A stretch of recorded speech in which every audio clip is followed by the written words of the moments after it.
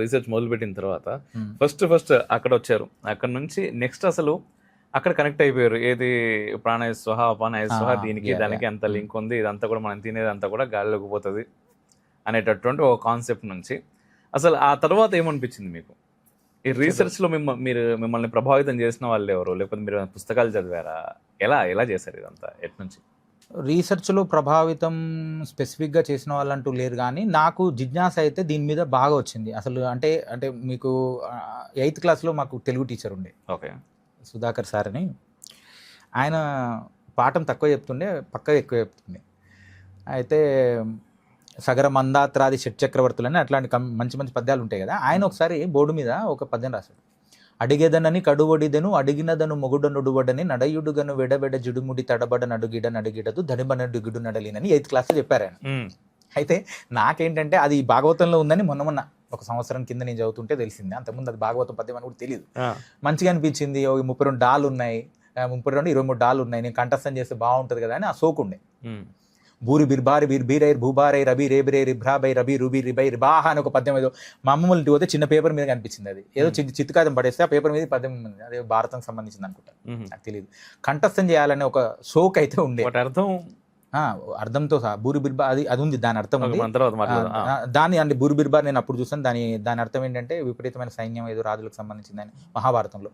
ఈ అడిగేదానికి అడుగుడేదానికి చక్కటి సీక్వెన్స్ ఉంటుంది. అది చాలా చక్కటి సందర్భం. అంత తెలుగులో నా సోకి ఏంటంటే మెమరైజ్ చేయడం. అంటే మీరు మెమరీ గురించి అడిగారు కాబట్టి చెప్తాను. ప్రోల్ల సద్వాలిక మౌక్తిక శ్రేణిక చంద్రికా మండలోద్భాసి లావణ్య గండస్థలన్యస్త కస్తూరికా పత్ర రేఖా సముద్భూత సౌరభ్య సంభ్రాంత భృంగాంగనాగీత సాంద్రీభవన్ మంద్ర తంత్రీశ్వరే సుస్వరే భాస్వరే అనేది ఒక లైన్. ఇది శ్యామలా దండకం నుంచి కాళిదాసు రాసినటువంటి శ్యామలా దండకం నుండి. అంటే ఇట్లా ఏదైనా కనిపించింది అనుకోండి, నాకు మంచిగా అనిపించింది అనుకోండి, దాన్ని కంఠస్థం చేయాలనిపిస్తుంది. అంటే ఇప్పుడు మన ముఖ్యమంత్రి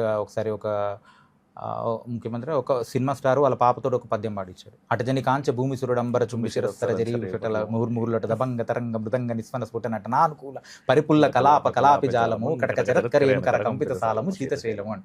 అంటే ఇంట్రెస్ట్ మీరు అడిగింది కాబట్టి ఇలా అల్లసని పెద్ద మన చరిత్ర నుంచి.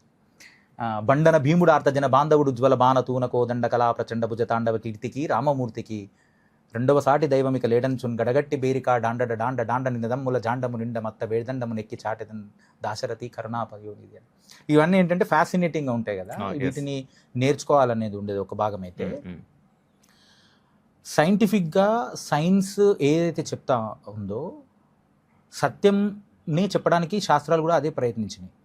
జస్ట్ బికాజ్ నేను ఒకటి చూసి వచ్చిన దాన్ని నేను చెప్పేది నీకు అర్థం కానంత మాత్రాన అది కరెక్ట్ కాదనడం చాలా తప్పు. ఇప్పుడు మోడర్న్గా అందరూ అడిగేది ఏంటంటే అది లేదంటారు. Just because you did not see or you did not perceive or you did not realise or you did not compromised you could not comprehend also. నువ్వు ఊహించలేవు కాబట్టి లేదంటే ఈజీ కదా, ఈజీ టు ఎస్కేప్. అలా అనుకున్నప్పుడు చాలా సిమిలీగా అనిపించింది. అంటే శాస్త్రం మొత్తం ఏదో చెప్పడానికి ప్రయత్నిస్తుంది అని. అంటే మనం పూర్తి వేదాంతంలోకి వెళ్ళిపోతామేమో, శాస్త్రం మొత్తం ఏదో చెప్పడానికి ప్రయత్నిస్తుంది అనేది అర్థమవుతుంది మొత్తం. అంటే లలితా సహస్రం చదివినా, భగవద్గీత చదివినా, లేకపోతే జటాటవి గలజ్జల ప్రవాహ పావితస్థలేదని శివతాండవ స్తోత్రంలో లాస్ట్లో కూడా చెప్పే దాంట్లో అంత సమానంగా చూడమని చెప్తున్నాడు. సమాధి అంటున్నారు. లలితా సహస్రంలో కూడా సమ అనే భావమే ఎక్కువ వస్తుంది. సో ఇదంతా సమానంగా చూడాలని అంటుండే. ఎట్లా సమానం అవుతుంది, ఇది ఏంటి అసలు సమాధి అంటే ఏంటి, ఇదంతా ఎట్లా సమానము, ఎందుకు? అంటే మీరు ఇప్పుడు డాక్టర్ ప్రాక్టీస్ చేస్తున్నారని మార్నింగ్ వెళ్తాను, కేసెస్ ఉంటే వెళ్తాను, బతకాలి కదా. ఇప్పుడు కాదు, అప్పుడు కూడా ఇదంతా నేను చాలా విగ్రస్ ప్రాక్టీషనర్ అండి, చాలా విగ్రస్ ప్రాక్టీస్ చేశాను. చేస్తూనే ఒక వైపున ఇది ప్రాక్టీస్ చేస్తున్నారు. అంటే 2004, 2005 ఆ ప్రాంతంలో మెడికల్ కాలేజ్ ఉన్నప్పుడు చాలా కొంచెం డీప్గా వెళ్ళేసి మళ్ళీ తర్వాత అది కొంచెం డ్రాప్ అయింది. మ్యారేజ్, పెళ్ళి ఇవన్నీ చేసుకుంటున్నప్పుడు కొంచెం ఉపాసన అవి చేస్తున్నాయి. ఈ మధ్యన ఎప్పుడైతే ఈ ప్రాణాయ అపానాయ స్వాహ శ్లోకం నుంచి టచ్ అయిన తర్వాత దీంట్లో చాలా మీనింగ్ ఉంది, చాలా డెప్త్ ఉంది.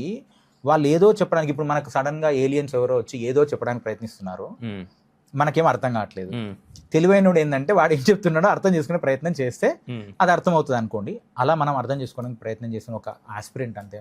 అందులో ఇట్లా అనేకమైన దాంట్లో భాగంగా ఫస్ట్ గీత పైన అసలు గీతలో కృష్ణుడు అర్జునుడికి కాదు మనకేదో చెప్తున్నాడు, అసలు ఏం చెప్పాలనుకుంటున్నాడు దాని నుంచి మీరు పురాణాలు, ఇతిహాసాలు, ఉపనిషత్తులు వీలైనంత వీటన్నిటి వరకు వైపు కూడా వాటిని శ్లోకాలు రిఫర్ చేస్తూ ఉన్నాను. అంటే మీరు టాపిక్లోకి వెళ్ళారు కాబట్టి మోడర్న్ దానికి కూడా అనుసంధానం చేసుకోవడానికి మనకేమైనా పనికొస్తుంది. అల్టిమేట్గా ఉమ్, మనం ఎందుకు కాలేజ్ పోతాం, ఎందుకు పోతాం అంటే ఏదైనా పనికొచ్చే పని నేర్చుకుంటామని చెప్పేసి, పనికొచ్చే విద్యను నేర్చుకుంటామని చెప్పేసి ఇంతగా చెప్పారంటే ఎన్నో రాజులు, రాజ్యాలు, ఎన్నో అనుభవాలు మనకి ఎట్లా వస్తున్నాయో వాళ్ళకు కూడా వచ్చి ఉంటాయి కదా కాలంలో. ఇది ఈ శాస్త్రం మాత్రమే ఎందుకు ప్రామాణికంగా ముందు తరాలకు అందించబడతా ఉంది అనుకున్నప్పుడు, ఏదో చెప్పడానికి ప్రయత్నిస్తున్నప్పుడు సమాధి, సమానత్వం అనే పదాల మీద బాగా నేను కొంచెం విశ్లేషణ చేసి, ఈ సమానత్వం గురించి మాట్లాడుతున్న వాళ్ళు ఎవరు, కమ్యూనిజం మాట్లాడుతుంది, సమాజ సామ్యవాదము, సమాజ నిర్మాణము. ఎస్, కరెక్టే కదా, అది వాళ్ళు మాట్లాడుతున్నారు. ఎవరైనా ప్యూర్ ఆస్పిరెంట్ కమ్యూనిజం నిజంగా ఆస్పైర్ చేసే వాళ్ళు ఉంటే వాళ్ళు కూడా గ్రేట్ సోల్స్ సమానత్వాని కోసం చేస్తే. నేను ఆధ్యాత్మికవాద అయి ఉండి నిజమైన సమానత్వాన్ని చేస్తే కూడా నేను మంచిది, కాకుండా ఊరికే డాంబికాల పోతే నేను కూడా వేస్ట్. అంతే కదా.